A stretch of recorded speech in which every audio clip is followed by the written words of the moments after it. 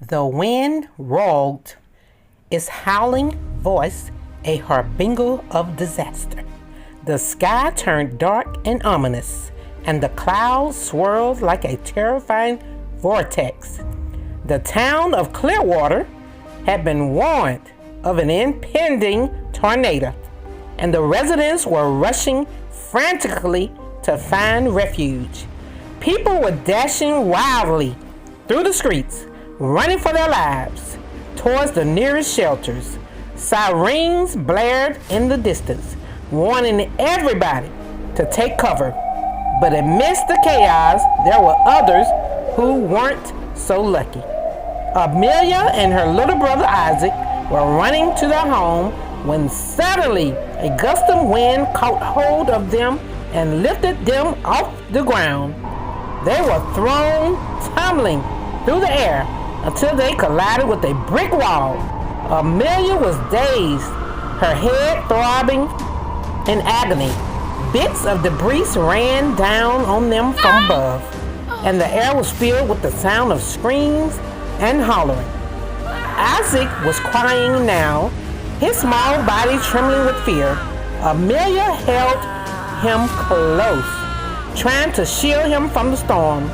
The winds were getting stronger, and the rain pounding against them like a barrage of bullets. They knew they had to find shelter before it was too late. With the last of her strength, Amelia managed to pull herself up and take Isaac's hand. They ran as fast as they could towards the nearest shelter, which was a few blocks away.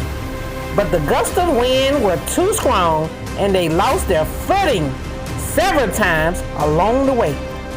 Finally, they reached the shelter, which was a small cellar dug out in someone's backyard. They crawled in, Amelia helping Isaac down the steep ladder into the dark hole. The wind was howling overhead, making the walls shake and quiver. The two huddled together, listening to the storm rage above them. For what felt like an eternity, they waited in the darkness, praying for the storm to pass. When it finally did, they emerged from the shelter to find chaos had engulfed the town. Trees had fallen, houses had been destroyed, and the streets was blocked with debris. Amelia and Isaac managed to make it home, but they knew their lives would never be the same. They had witnessed the raw power of Mother Nature, and the fear that had gripped them that day would stay with them forever.